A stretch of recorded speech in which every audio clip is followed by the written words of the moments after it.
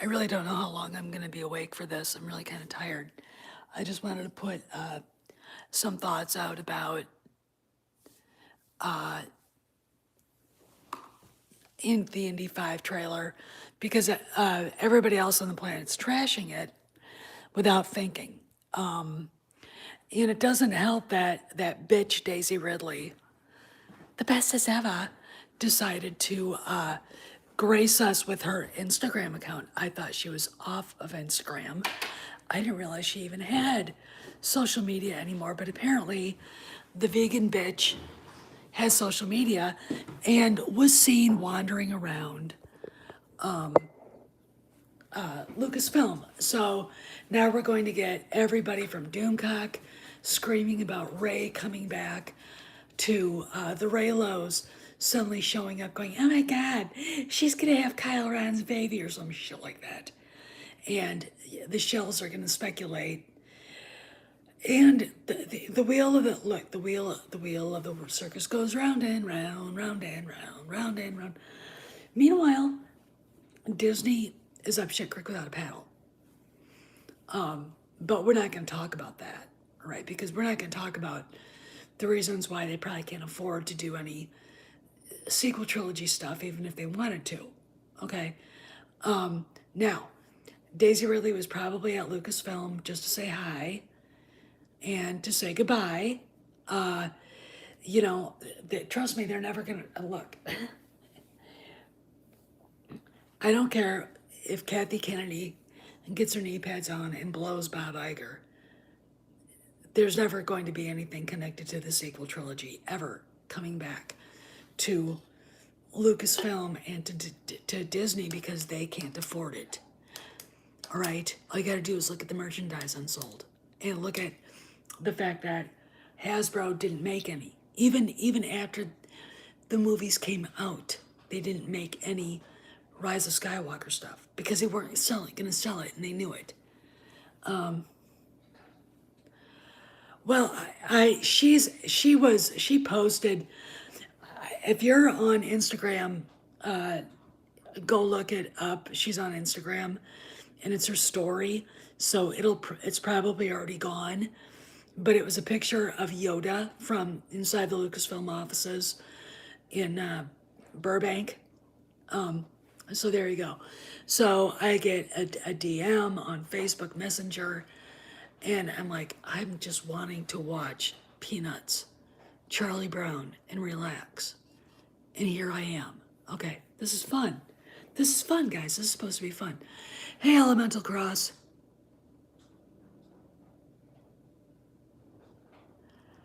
Well, so let's talk about the Indy 5 trailer.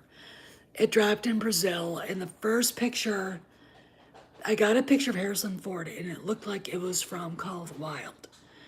But it was thought at the time that it was attached to the Indy 5 trailer. Hey, Kyle. So it was part of a sizzle reel that's kind of confusing there, but then the trailer came out and it looks pretty good. I mean, it looks like an Indiana Jones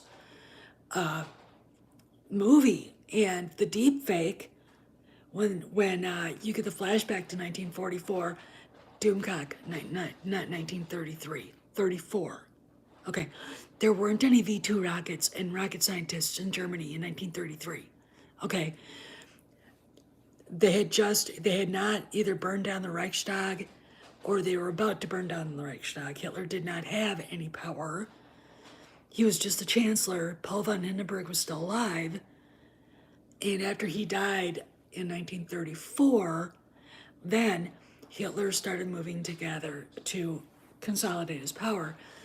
And the way he did that was he murdered in the middle of the night on July 6, 1934, he descended on Bavaria, where the brown shirt leadership was staying in different inns, and walked into their bedrooms and dragged them out. I'm going to be brutally honest.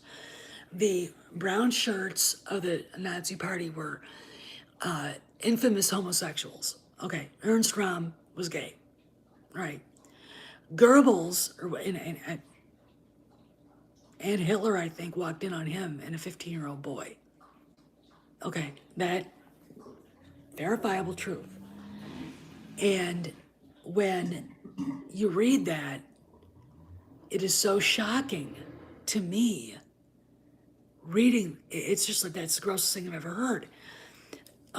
So what happened was during the Night of Long Knives, they got rid of they grabbed all of the brown shirt leadership, Sturmabteilung, stormtroopers, and they took a few political enemies that weren't Nazis.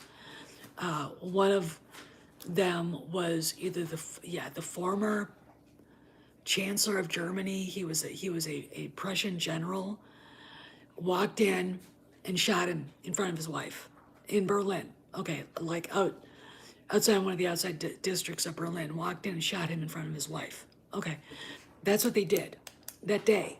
Okay, the Night of the Long Knives. They didn't just kill their fellow co-conspirators in fascism. They killed conservative German politicians and socialists, communists, whoever they could get their hands on. Hitler then consolidated and became the dictator of Germany. Now, he is referred to as the Chancellor, Herr Reichskanzler, but there was no president of Germany. There was just him after that. So when I hear people say, when Doomcock came out with that spreadsheet, and I've got it, I took a screenshot, and says, it says 1933, the flashbacks. It's like, no, it's not. Look, Kathy Kennedy is literally the stupidest female on the planet. But I don't think Frank Marshall would allow her to be that stupid. Okay, there's a point where you're like, honey, there weren't any V-2 rockets being shot off at England in 1933. The Germans didn't even have an air force. They didn't start flaunting any air power until they took over the Rhineland in 1936. And what they did was they flew the same planes over and over again over those cities in the Rhineland to make it look like it was bigger. And idiots in France and England believed it. But even Goering said, it had the Allied powers realized that we were just bluffing, they would have destroyed the Nazi party by going into the Rhineland. That's all they had to do. The Rhineland was a demilitarized zone, and all the French had to do is just walk in. There was nothing there to stop them. Okay, and the Wehrmacht, what was of the Wehrmacht at the time, because it wasn't impressive in 1936, would have folded like origami. So when I see people not doing history right off the bat, you're talking about an Indiana Jones movie which takes into consideration that time period, I just go, oh fuck. So you've got in the trailer, you've got what looks to me like that's my dishwasher. Okay. What looks like a desert scene or like somewhere in Morocco, and then it fades into like maybe New York, and you see Harrison Ford walking across a street. And then you hear Salah talking to him, and then Indy says those times are long gone and walks away. And then you see flashbacks of Indy, not time travel. They're on top of a train, okay? They're not traveling anywhere. Because the person in the shadows that you see fall when Indy throws a whip at him, that's Thomas Kretschmann. He's playing a German SS officer, okay? You can see it in the trailer. Okay, this is not time travel. That is a flashback. Yes, he did. And Indy, he's on top of a train, and there's a picture looking towards Kretschmann. You can see it's a train, and you can see lights and like a fog. But here's the deal. The reason why it looks like that is because in northern Germany, because it's right on the Baltic coast, It's misty, foggy, and wet and cold, just like it is in England, and you're going to get lighting like that. So it looks eerie, and it looks ghostly. And you do see Mads Mikkelsen flipping something open.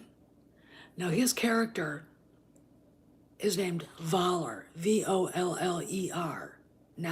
He's not playing Ronald Lacey's character, which is, oh God.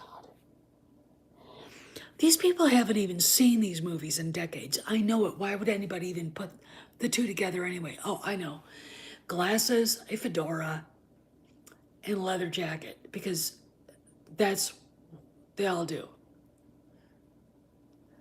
I think it is, and I think it's like a Greco-Roman, probably like a Greek artifact, which is at least keeping it a piece of Western historical heritage. Okay, because when Indiana goes off looking for crystal skulls, the Shankara stones, the movie doesn't do as well. And I watched Crystal Skull again last night, and despite the bad word of mouth by people who probably only ever watched it once, it's not bad. It's not a bad movie, all right? And I think that maybe people should give it a chance, despite Shia LaBeouf. But as you're going through the trailer, I don't see anything that says time travel. Now, we do know it might be, but I don't think so. Now, we do know, based on pictures taken in Sicily, that we saw guys in Greek and Roman armor in battle. Okay, let me explain. I wasn't going to do that in today's upload. What happens, what Sicily is like, it's the font of everything in that part of the world. The Greeks owned it. The Carthaginians, I think, owned it once. The Romans, of course, owned it. Tiberius was there a lot, and there are Roman roads on Sicily. The North African Moors owned it and were chased out and off of Sicily by combined forces of European, Italians and Spaniards and Vikings. My ancestors were there to help remove the Moors from that part of Italy. So it's got a lot of cultural influences from those various time periods, and it really is like a trading hub too.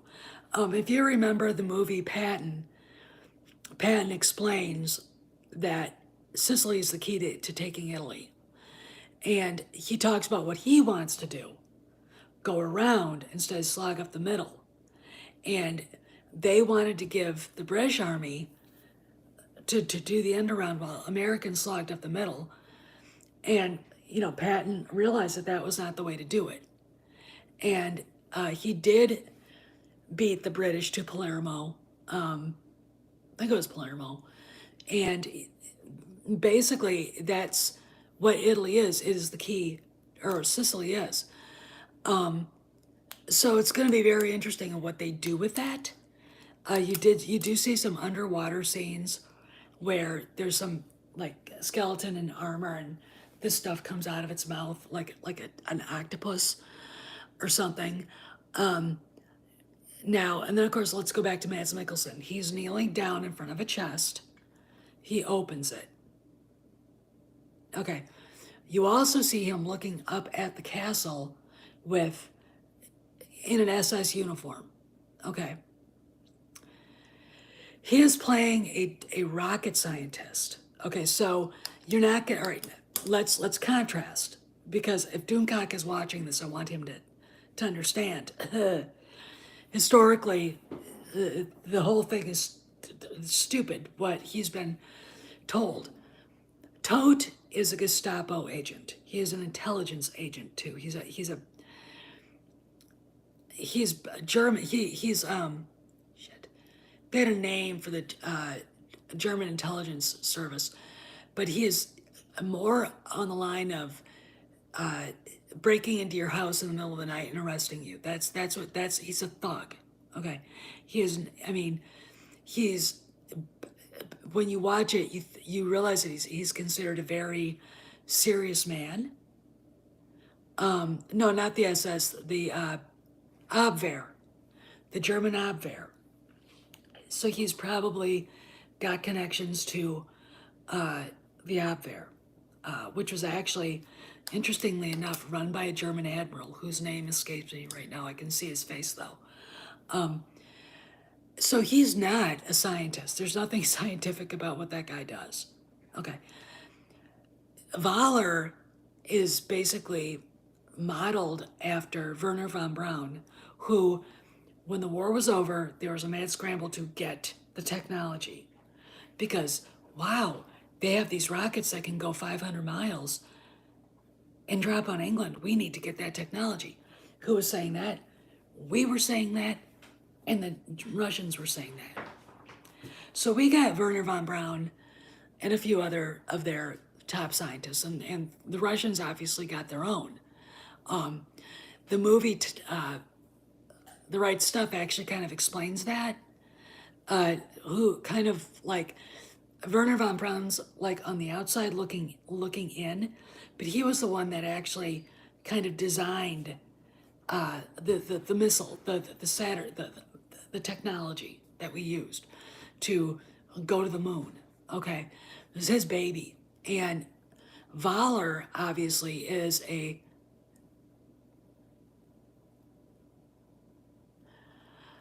don't go play devil's advocate somewhere else. Okay, you just interrupted me. Okay, knock it off. Because if they didn't do that with the Raiders of the Lost Ark, and they didn't do that with Indiana Jones: The Last Crusade. Okay, Wahler, and I really do think that there are a lot of people out there that really want to hate this movie. Obviously, all you gotta do is go and watch some other videos and other streams. Okay. Wahler is a man of science. He's also a man who obviously just watching just what the little pieces that we got and knowing what kind of a person Werner von Braun was. Now, von Braun wasn't a Nazi, and if he was, he said no more, okay? Wahler isn't like that. So he's obviously kind of a fanatic. And obviously, the Germans got something that America wanted because let's go back to the flashbacks. Why, in the behind the scenes pictures, there's a picture of Harrison Ford with Toby Jones. Who's Toby Jones?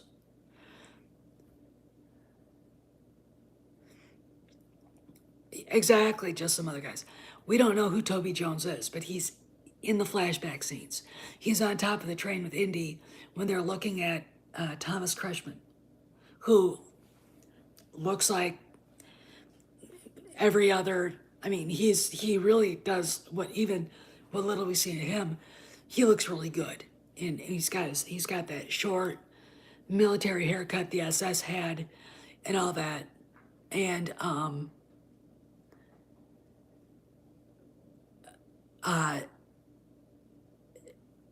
Wahler to me is a far more serious character than Todt was. Todt was just a thug. He might have been a brown shirt. Obviously, he was a member of the SS and maybe was an intelligence officer with the Abwehr. Okay, but he was a thug, and Wahler is not. You do not. You are thugs and academics. Can they dovetail? Yeah, sure. Do they? Not all the time. And when you look at Mikkelsen, yes, he's wearing the leather jacket. He's got the round glasses and he's got the hat. Do you know how many Germans at the time wore stuff like that? Okay, does he look anything like Ronald Lacey? No, of course he fucking doesn't look like Ronald Lacey. They're not the same person. Even the characters' names are different. Wahler is a rocket scientist who came to the United States to build our ballistic missile program and help us get to the moon. And oh my God, you know, part of the movie is Indy trying to escape crazies during the middle of the ticket tape parade for Collins, Aldrin, and Armstrong after they came back. Okay. Yeah, I know, but because he looks like that, he's tote. And instead of, going to people who actually may know what they're talking about, like me, saying, I got this, what do you think? I just said it's bullshit. Don't make a video. Don't make a video. Made a video. Okay. Got the AdSense money. Got, the thank you, whatever. But it's like, look, it's not worth it. It is not worth it. If you're that wrong, okay. And already, it's not 1933, it's 1944, the flashbacks. They even said that in Empire magazine. All right. And Mickelson's name is Voller, and he's a rocket scientist. He even says he's a rocket scientist in the Empire magazine. Okay. Mickelson said he's a man who wants to set things right. What does that mean? This is where the MacGuffin comes in. What is the dial of destiny? I am not sure that there is such a thing. Okay, I'm not sure. I haven't looked it up, and maybe I will before I go to sleep tonight. Obviously, because of the background of the BTS photographs that we got from Sicily, it has something to do with Rome, the Roman Empire, or the fights for Sicily back 300 years before Julius Caesar, and the Greeks who still owned Sicily. Got to remember, Rome didn't just happen. It was a thing in the making. Okay, you had other civilizations living in on the Italian boot, Etruscans, who there's nothing about them except for their graves and their art. That's it. Their artwork is definitely different from Greek artwork. Okay, you can tell the difference. But there's really nothing much about their civilization. They did have kings. One of the things that the Romans hated was the idea of having a king. Okay, which is why they were not happy with Caesar being dictator, because he basically kind of took over the role of being a king, and the Romans really still felt like they were a republic and only bowed down to the Senate, and the Senate bowed down to them, and they didn't. This is why things happened. And then after Caesar was killed and that civil war happened, Octavian came in and became the emperor of Rome, and then the republic was dead. But really, the moment Caesar crossed the Rubicon, the republic was dead. Okay, it's just the way that's just the way the history is. Now, when Rome began to be somebody, there was the city, and then it got bigger, went up the boot, down the boot. They started challenging Greek city-states, on the eastern side of the boot. Do you guys know what the word Pyrrhic victory means? Have you ever heard that? Put a 1 in the chat.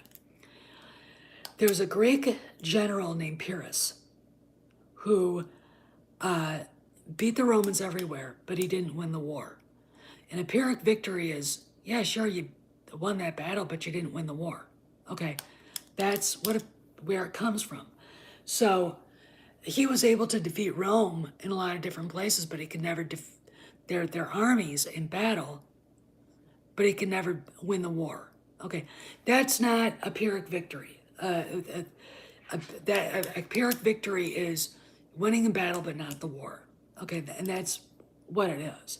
I mean, you could look at our time in Afghanistan as being a Pyrrhic victory. You could look at our time in Iraq as being a Pyrrhic victory. Okay?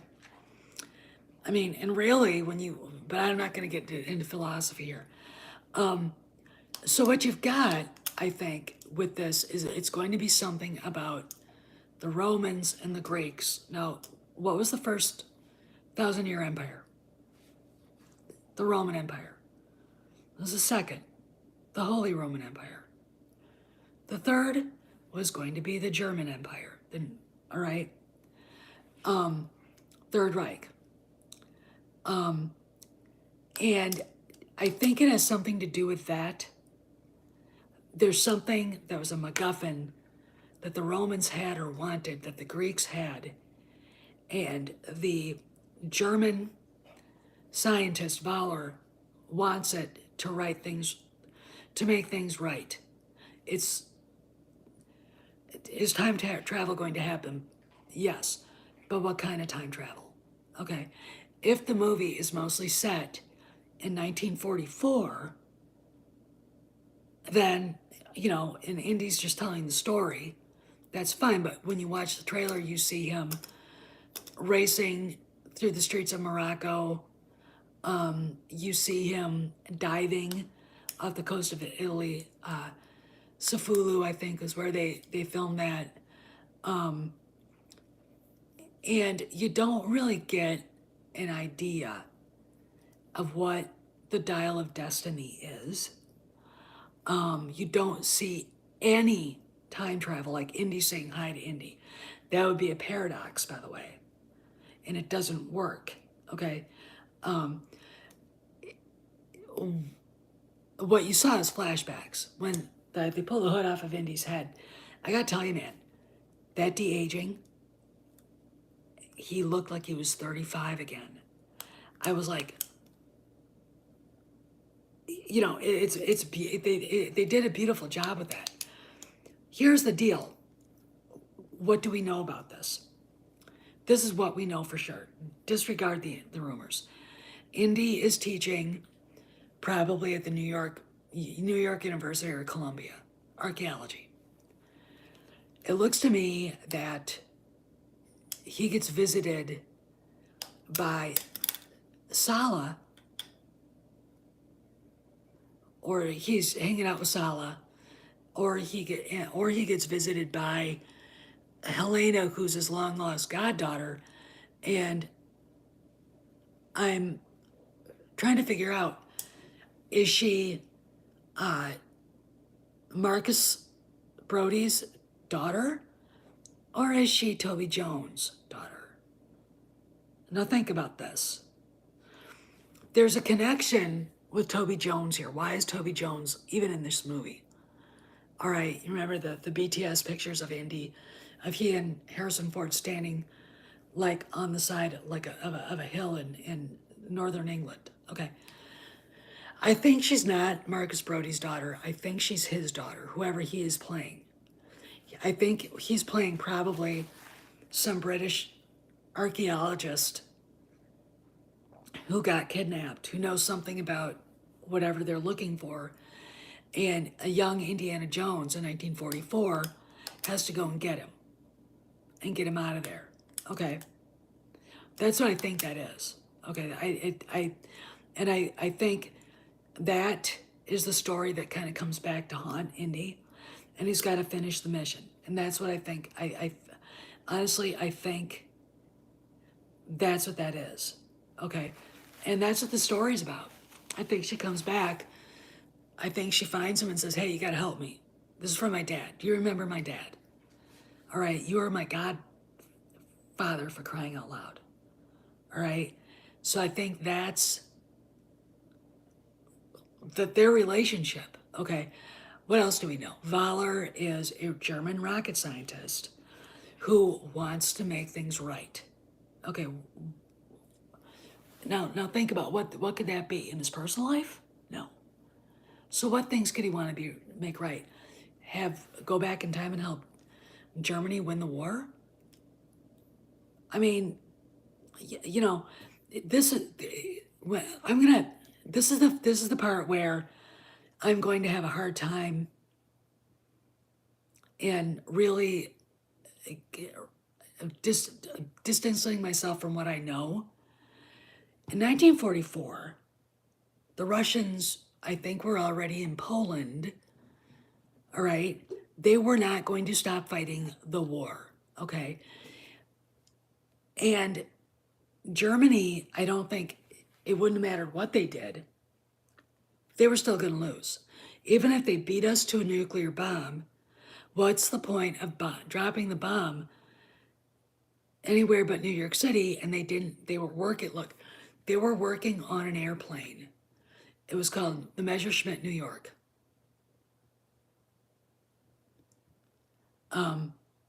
Hey, Turbo, Messerschmitt New York was a 4-engine bomber capable of flying to New York City and back.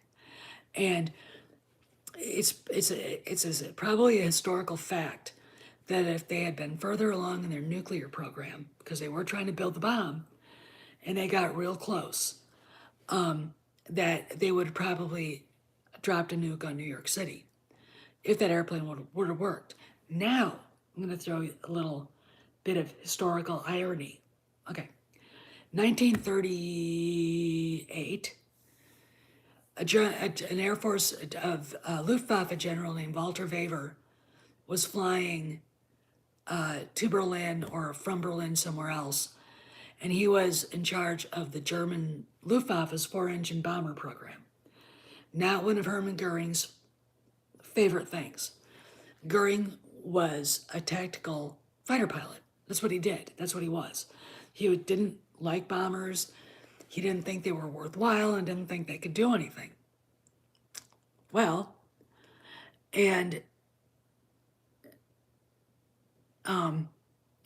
Wever crashes and dies, and so does the 4-engine bomber program. Now, think about this. 1939, the Germans put out a couple of wings of 4-engine bombers. The world looks a little bit different then. Then, instead of having Stukas and Heinkels and Junkers flying missions, little 2-engine, airy-fairy little things flying missions over Warsaw, and they were causing damage. Think about an airplane, fleets of airplanes the size of Lancasters and B-17s flying bombing missions over Warsaw. Okay. And then you have a big, different world. But because fate intervened and Wever died, they didn't have a 4-engine bomber and decided to work on one too late. Okay. If they'd had a 4-engine bomber during the Battle of Britain,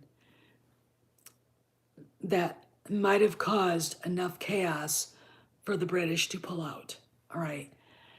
The only thing that kept the British going, even so, was the fact that we were able to get our merchant fleet through. And we did, through Lend-Lease, sell them, or lent them, gave them basically, a bunch of old destroyers, okay, and frigates, so they could actually protect their cargo ships.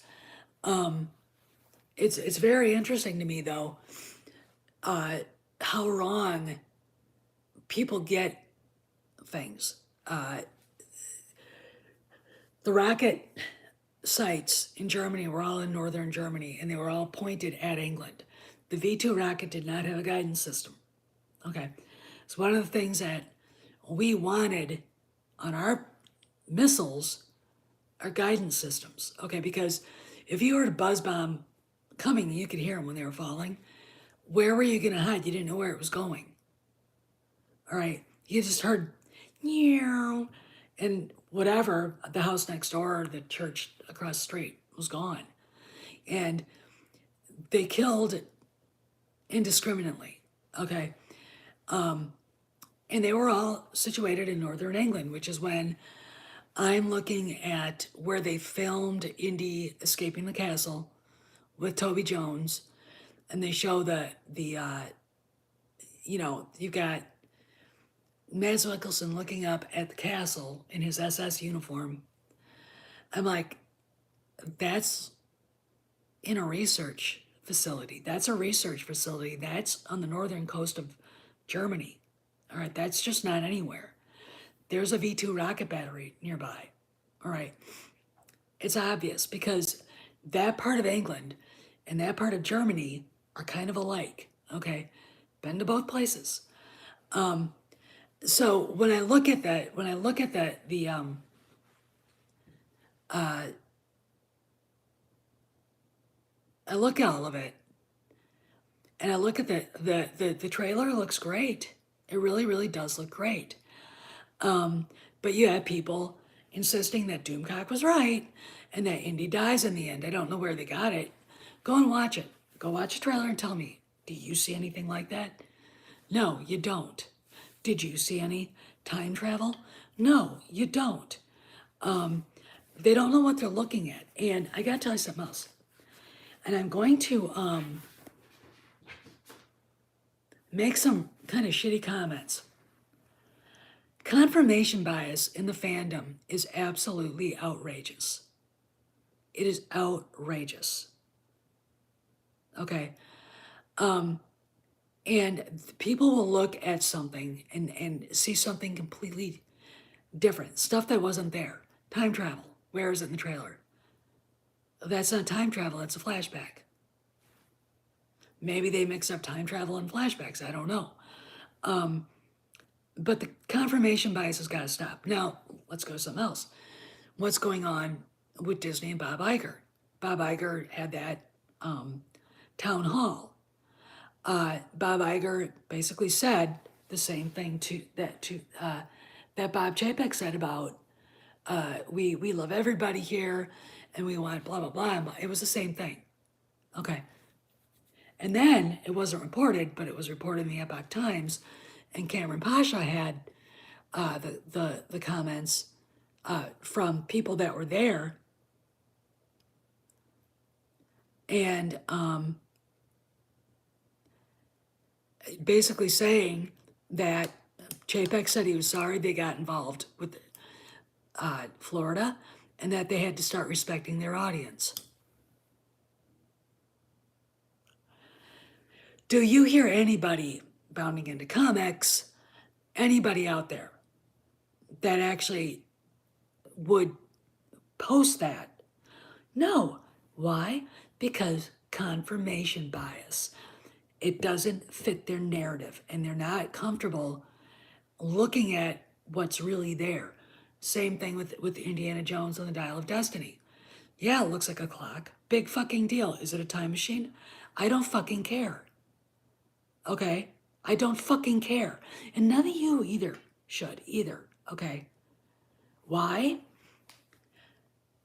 Because as long as it's good, does it matter? I want you to think about that. Okay? You're letting people decide what you think for you. Okay? You're going to these big channels and their knee-jerk reactions to something that they're getting, a spreadsheet like this.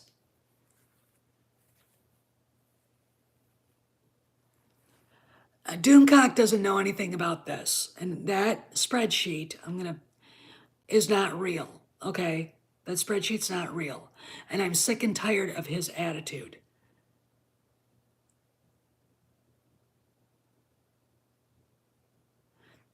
I am really sick of it because I didn't see anything bad about this trailer. And Indy doesn't look like Indy's dead. I mean, and of course these gross people get the picture of Phoebe Waller-Bridge trying to help Harrison Ford stand up. Indy dies is the headline. It's like, that's a behind the scenes photograph. That's not from the movie. Why are you using this? And then you got to realize they're doing what the left does and to make you watch their video or read their blog. Okay? And it's look, you got to decide for yourself. See the movie, watch the trailer, and see if you like it or not. Okay? I don't care what Doomcock thinks. I really don't. I've gotten to the point where I'm absolutely appalled at the fandom. Again, confirmation bias. He was wrong. with who Mads Mikkelsen's character is. It was, instead of looking at that thing he got and going, I need to ask somebody about this, and I need to go do some digging before I even say anything because it looks fake, because it's fake. He didn't. He ran with it. And that's not how you report. Okay. I personally know that somebody's head is still on the chopping block at Disney, that once there are more than two sources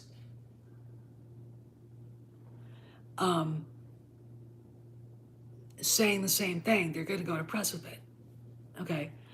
I'm not going to say who it is, but you'll all be happy. All right. But I think it's true. Okay. I think it's true. They showed the trailer for Indiana Jones 5 in Brazil. Kennedy wasn't there. Harrison Ford wasn't there. He's filming another TV show. He's a busy guy. Okay, so it's got to be. Here's the deal. I don't go to conservative websites anymore, like Breitbart, and I loved Andrew, but it's really fallen on hard times since he died. They don't get the contacts that they used to have because he's not there anymore. They're, and I know a lot about the background. I wrote some stuff for them. It's not what they're not who they used to be. And there's some others that are, a story will pop up on Newsmax or Fox or something. 2 days later, the Epoch Times finally gets to it. And it's like, really? Really? Okay. So I don't go to those. I go to, if I'm thinking about Bob Iger, I'm thinking about Kennedy. I go to things like Variety, Vanity Fair, The Hollywood Reporter, Deadline, the Atlantic, and I sift through what they're really saying. Okay, I go to Puck. Okay, and it's interesting to know that when I'm looking at all this stuff, when I'm reading it, when I'm digesting what I've read, that I get a different perspective than everybody else because I actually thought about it. Like when I first heard that Iger was talking about creatives and what they had to do in making Disney a place for everybody, it's exactly the same thing Chapek said, and it was the first thing that came to me. But Chapek could say it, and these people wouldn't freak out. Iger says it, it's proof he's woke, and they run to the presses without thinking it. They didn't realize Chapek said the same fucking thing, all right? And then Iger said out loud the same thing about politics, Florida, and everything else that Chapek said about the fans not making the fans the enemy, okay? He bent the knee to Ron DeSantis, okay? They have to. Disney World's the biggest piece of land they own, okay? They have to. That's their jewel. That's the jewel in the crown. It's not Disneyland. It's not Shanghai Disney. It's not Tokyo Disney. It's not Hong Kong Disney. It's not even, I think they're actually breaking sod to build, what is it, Melbourne Disney or Sydney Disney? All right? It's none of that. It's Disney World. Okay? So they can't afford to fuck around with Florida right now. What did I say in my upload today? Ron DeSantis did the unthinkable. A conservative Republican bulldozed the Democrats in Miami-Dade County. All right, now as somebody who's been watching politics for the last 30 years of her life, I gotta say, I've never seen anybody do it. I don't think Reagan did that. He might have, though, since there's a big Cuban population in Miami-Dade, and they hate the left. But it was historical, okay? It was really, so Iger being a politician and being a realist went,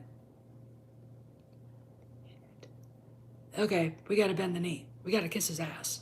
Okay. Because they have a supermajority in the House and the Senate in Florida too. Okay. So they can fuck with Disney any way they want with regulations and taxes and suddenly showing up, sheriff's deputies showing up to arrest, 50 pedos, and which is what they do. So, they got a lot to worry about. Okay. And it's not even that. With the Republicans owning the House, you might have Bob Iger having to go and defend Disney over grooming to Marjorie Taylor Greene. Okay. Which I would literally drive down to Washington to see that. I would sit in the gallery with a smug look on my face. I would love to see that because that would be hilarious. So, there's a lot of, there's a, look, there's a reality the fandom doesn't understand. And it's the fact that we're in a recession and Hollywood and the creative side is getting hit brutally. Look at Paramount, look at CBS. Look at, I think Sony dumped a bunch of people. And, Zaslav has been on a job cutting spree. Okay. This is not going to be avoidable by Disney. They have to. It's not, oh, well, Iger's here, he's going to keep their jobs. No, that's easy. That's Gary and Ryan Cannell and Geeks and Gamers saying something that idiotic because it's confirmation bias. And they really don't care, all right, about the intellectual, actually really trying to figure out what the fuck is going on. Because they don't, that's not how they roll. So the layoffs are coming. Okay, they are. It's just, the hiring freeze is on. The layoffs are on their way, and that's it. Who's going to get laid off?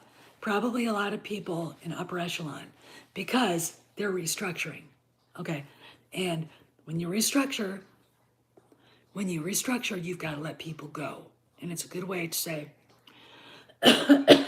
sorry, but you got to go. Okay, I'm sorry, but, we're phasing out your job. And a lot of people that we hate are probably going to have to go. Will the diversity department go? No. But Todd Noon is going to be sitting in the corner in her office, staring at the wall with nothing to do. Okay? So we'll see. We'll see. It was really funny, HR complaining about Chapek and the jobs and everything. And I'm just like, really?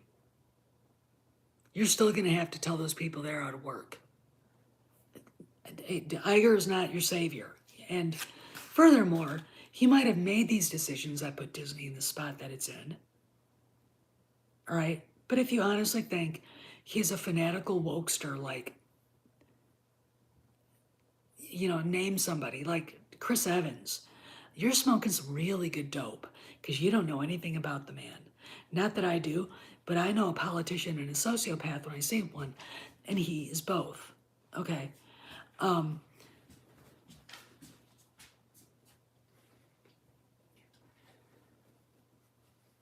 Well, because he made the mess. Okay? He made the mess. So he's going to have to clean it up. Do I think Disney may sell out? The fact that Iger said it was pure speculation tells me they're talking about selling something. Would it be ESPN, which, when we thought about it the first time, that might be a good idea. But the fact of the matter is ESPN has lost viewers. Okay. So selling ESPN, maybe selling off a few IPs.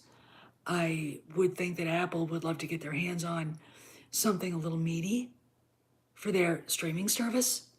Yeah, he is an opportunist. He's a sick, pathological opportunist. But anyway, I want to talk about this. So, and you guys are all going to gag. Okay, you guys are going to gag. Get ready. I got a text message from a friend of mine in England who basically said, "Did you see this?" And it's a picture of Yoda from the inside of the Burbank Studios in Los Angeles. And I go, "What's going on?" He said, "Daisy Ridley's at Lucasfilm right now." And it's interesting to me seeing that, that she would post that picture. The fact of the matter is, I don't think Iger would be one bit interested in allowing anything from that awful time to be filmed. All right, but she did post it, and of course, all the Raylos and all the frickin' SJWs were doing backflips. Oh, Ray! And it's like, but do I think that she's there for a job? No. Okay, it's no her. Look, her career's in the crapper. Maybe if they gave her a job playing one of Padme's handmaidens or another character like they gave a chance to Andy Serkis. But as far as coming back for the sequel trilogy, for shows after, no, they're not. No, they look. When you've got Rays that were created for Walmart in 2017 at Ollie's, still, you can't sell her character. Okay, when Hasbro didn't even make any sequel trilogy characters or anything like that for The Rise of Skywalker, that says a lot. And I'm sure they'd be like, well, we're not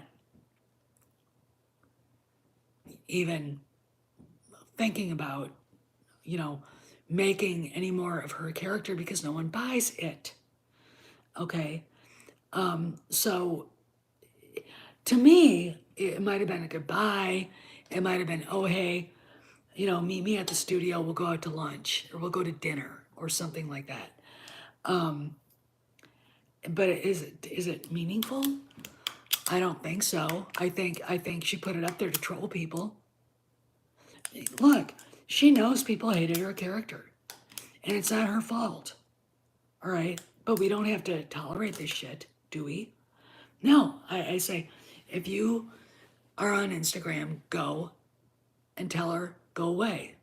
Please, for the love of all that is holy, never come back to Star Wars. She's even said she wouldn't come back. So I don't even know what the point is. All right, anyway, what else? So there you go. So don't get excited when you see it. Don't get all freaked out about her. It's not worth it. As far as the Indiana Jones 5 trailer, it looks like it's going to be a romp. And the flashbacks and the de-aging, I mean, it didn't look like, it looked like I just went back to 1986 and went, oh, they pulled the hood off of him. I was like, the 18-year-old in me went, oh my God. I'm not kidding. There he is. I remember that. It just, there you go. So yeah, we did. Nothing did come out of it.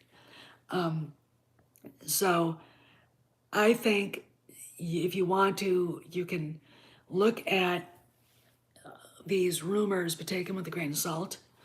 I do not think that Helena walks off with Indy's whip and hat, and I don't think that he dies.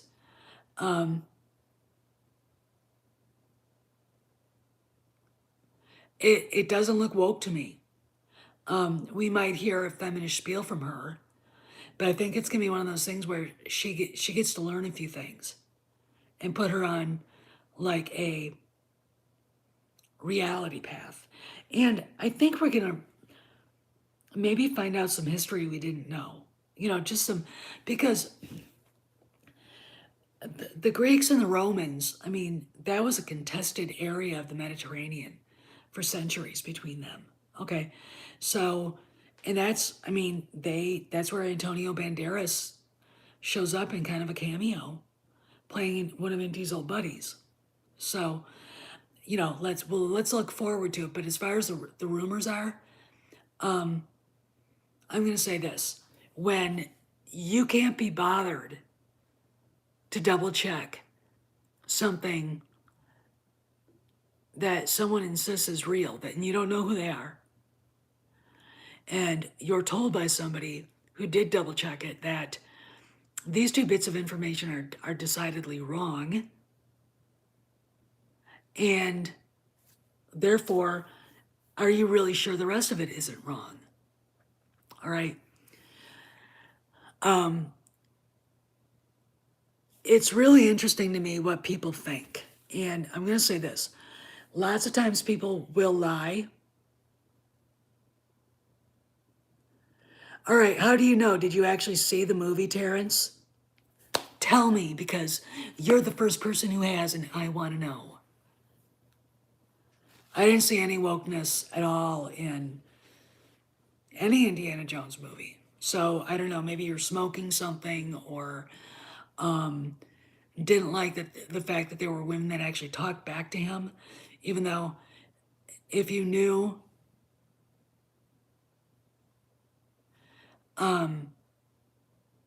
women from back in the 30s and the 40s, like my mom, they were, I mean, you look at these rowdy bitch feminists around, they couldn't hold a candle to the women of the 40s. The women of the 40s knew how to be a woman, but they also knew enough that they didn't have to take shit from anybody. Okay? See? And they didn't. So I don't know what wokeness you're talking about, but, I don't know. See, here's the deal. You guys were talking about Kenobi before. There wasn't anything woke in Kenobi. Nothing. And when you ask people where was it, what part it was, they can't tell you because there wasn't any. There wasn't any homosexuality. There wasn't any deviant behavior at all. There wasn't any, critical race theory, anything like that. It was just a good show. Okay, now maybe having Leia get kidnapped was woke. And I'm going to startle you. First off, you know, Luke couldn't have gone with Kenobi on a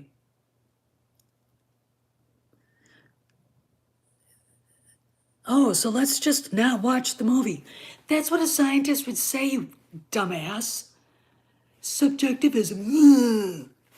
What's wrong with you? What do you want him to say? I'm a dyed-in-the-wool Jew. Well, his mother was Jewish in real life. Harrison Ford's mother was Jewish. Or what do you want to say? He's a God-fearing Baptist? Yeah, it's not woke. See, this is wokeness. Shoving someone because they're black into a position in a show or a movie without any nothing, they're not there organically, okay? It's like watching Andor and the Lesbos. What the fuck? Did we need that? That wasn't there because it was a romance that was needed. It was there because they wanted to do something nuanced but woke. Okay. Indy's saying it depends on how hard you believe. That's not woke. And saying that is stupid. I mean, this is woke. Representation without any real reason for it. Okay. This is woke. Any overt same-sex attraction that's just there distracting everybody from the story. Like the bitches in Andor. Like the two bitches now, I guess, in Willow. Woke is taking a hero like Mad Mardigan and turning him into an absent father, which is what they did to Han Solo. Okay. All right, that's woke. That is white man bad. Okay. Reva's skin color was not the problem. What happened was, no, it's not postmodern. Are you a fanatic or something? The fuck, man? I'm not here to stroke some insecure conservative's ego, okay? Knock it off, all right? You know, here's the deal. Problem with some conservatives is they don't know anything about the culture at all. And then they make pronouncements like they know what they're talking about. And it's like, when's the last time you went to a movie? 25 years ago. Go sit in the corner and think about what you said. Okay, before you say another word. All right?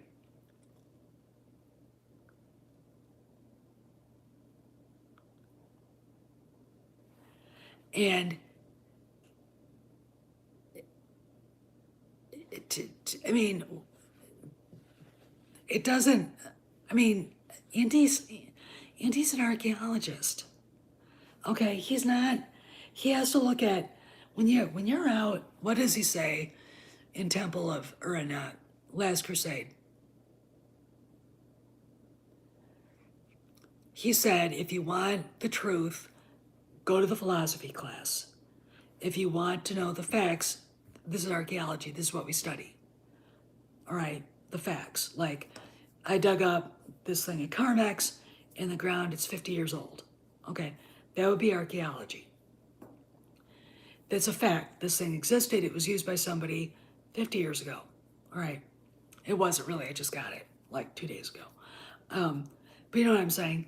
Philosophy is Immanuel Kant, Friedrich Nietzsche, Aristotle, Plato, St. Thomas Aquinas is one of my favorites. You know, Pope John Paul II, Marcus Aurelius. Okay, he was a great Stoic philosopher, besides being a Roman emperor. That's philosophy. That is looking for some sort of truth beyond Carmex, a pen, a can of Diet 7-Up. Okay, that's a difference.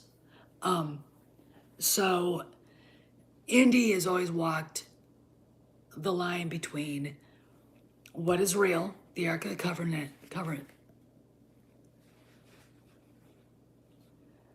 the Ark of the Covenant was real. He discovered it, and yes, it did have power. God has something there with it. The Holy Grail. This is the blood of that will be shed for you and for all men, for the goodness of sins. Do this in memory of me. And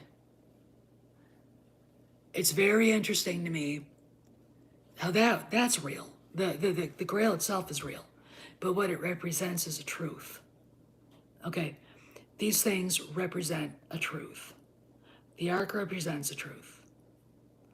The Grail represents the truth. The salvation of mankind. Okay. The Shankara stones, I think, not only represent, they're the same thing. But the crystal skull is different. Okay. Now, I just watched it yesterday, so at the end, when they watch the saucer leave, Indy asks his buddy, are they going in space? And his buddy said no, into the space between space. The aliens are dimension hoppers. And really, if you look at, you want to go to Star Wars, and you look at hyperspace, that's a dimension. That is not, there's not a speed beyond light speed. That's a dimension. You hit a certain speed in light speed, and you're in hyperspace. Okay, which is kind of weird, but there you go. Now, what is the dial of destiny? I don't know. This is, I knew what the crystal skulls were because I watched that show, was it Hidden Mysteries or whatever it was called with Leonard Nimoy. Shankara stones, Hindu, and of course the Holy Grail, Cup of Christ, and the Ark of the Covenant. Okay. But I don't know what the Dial of Destiny is. Now I don't even know if it's real. Again, let's go back. What we know from the trailer. Indy is probably a professor emeritus in New York teaching at one of the universities. He gets dragged into this. Okay. In search of, you got it. He gets dragged into whatever this is. And I think Sala and Helena are the catalyst for that. He gets chased through the astronauts ticket tape parade through downtown New York on a horse by a bunch of Nazis. Boyd Holbrook is one of them. He's the one on the motorcycle with the big mustache. You see flashbacks. Indy on a train with Toby Jones, looking at Thomas Kretschmann,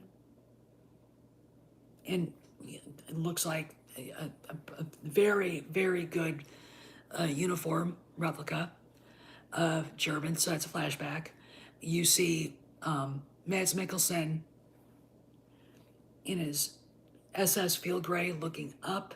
Then you see him in his black leather jacket opening a case, opening a chest with something in it. And it looked like a clock or something like that. So it might have been that dial or whatever it is. But that wasn't the same time period. It might have been.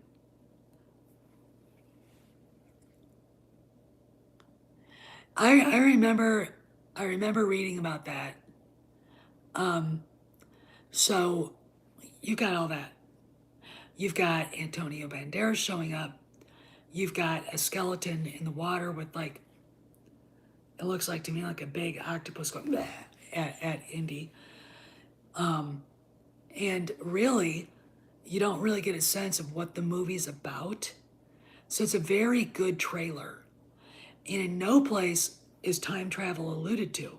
And if there is, I don't think it's a big deal. I don't think we should be worried about it. I think people so want things to suck right now. And I keep saying, for the good of Harrison Ford and John Rhys Davies and several of the other actors in this, not Phoebe Waller-Bridge, but everybody else, you better hope this is a good movie. You better hope that this is a good send-off for Harrison Ford because he deserves it. This is one of his most favorite characters ever. So we'll have to see. I mean, we'll have to see what it's like, but don't sit there and hope that it fails.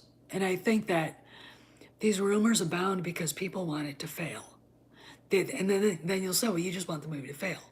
You don't care if it's good. Same thing. Hey, Kenobi, good show. It sucked. Well, they said it so much here on YouTube that, oh my God, other people thought it sucked, so they didn't tune in and they missed so many great Star Wars moments. And again, I'm going to go back to that. Luke could not go with Obi-Wan on that trip because then it does break canon. Okay? Don't care what you think. Fuck off. Okay? If he went with Obi-Wan off planet, that ruins every moment in A New Hope where you realize he never left the planet until this time. No, I don't think they want it to be good. I want it to be good despite her. Okay, here's the deal. I am sick of hearing about her. All right, I really fucking am. And every fucking time, I gotta go pretty soon because my phone's dying. Every time something comes out of Lucasfilm, you see a little, meme of her dressed like a Sith Lord. It's like, does this have to fucking do with her? She's ostensibly, from what I can tell, done. I mean, they're just waiting to put out the word. Okay. I want her gone. I don't look at her as being anything that we even should be talking about anymore. But you've got so many big YouTubers so riled up about her, and they get everybody else riled up about her. It's like, just ignore her. All right, just ignore her. You want to know why Andor sucked? Her. Okay, her. All right. You want to know why Kenobi sucked? Not her. She had nothing to do with it. Okay. What it looked like to me is they took the time, redid the movie scripts because there was supposed to be a movie there, and did a pretty good job. Boba Fett, I think it was too rushed. I think the problem with Boba Fett, it was too rushed. But there you go. So anyway, but just it's time to just say, Kathy, go do your monkey shine dance somewhere else. We're done. Your name might still be on the door, but it's almost time for you to go away now. Okay. It really is time, I think, for her husband to say, let it go. Let it go. It doesn't matter if you're still the president of Lucasfilm when Indy 5 drops. Let it go. Okay? And the reason why is because, why is that funny, Mad Hatter?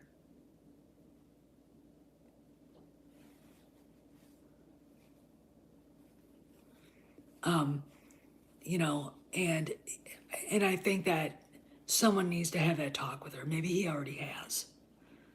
But I really think it's time for her to go. I really think it's time for Disney to put the sequel trilogy and all the rest of that trash away in the past.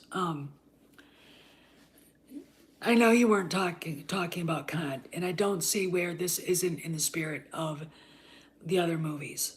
Oh wait, it's woke, even if you haven't seen it. Oh wait, because Kathy Kennedy is one of the 3 producers.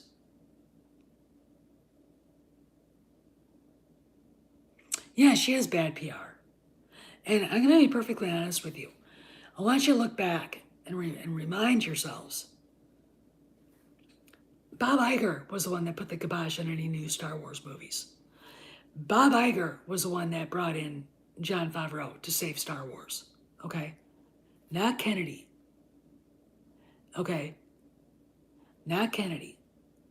She did, when she says she set up a play date between John and Dave, she didn't do that. They already knew each other. I mean, she had nothing to do with that. Lying. Okay?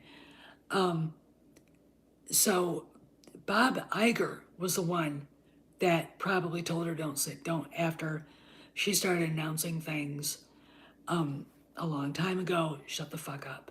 He was the one that lost his shit when she basically put it out there that they weren't going to have Gina Carano back. Chapek probably did too, but she went over their heads. Okay, so if you think Bob Iger's on her team, you must be smoking some really good crack, because he was there when she fucked up in 2018. He was there. Okay, he saw it. He knows how incompetent she is.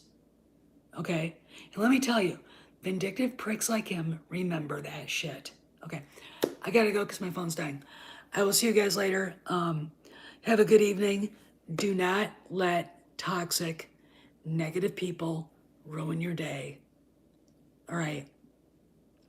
Or ruin your joy in looking forward to Indiana Jones 5. Okay, don't. Just wait for more things to come out that we know are true. Again, we're looking for the Carmex, not the rumor. All right? Not the delusion. We're looking for the articles, and we'll see what happens. Okay, as we get closer, we'll learn more about what the movie's about, and then we'll be able to decide, is this going to be good or not. All right? Meanwhile, within a few weeks, Harrison Ford and Helen Mirren are going to be in on Peacock 1923. So, which is a Yellowstone universe show. So it's gonna be great. Anyway, see you guys around the galaxy. Behave, be safe, and talk to you later.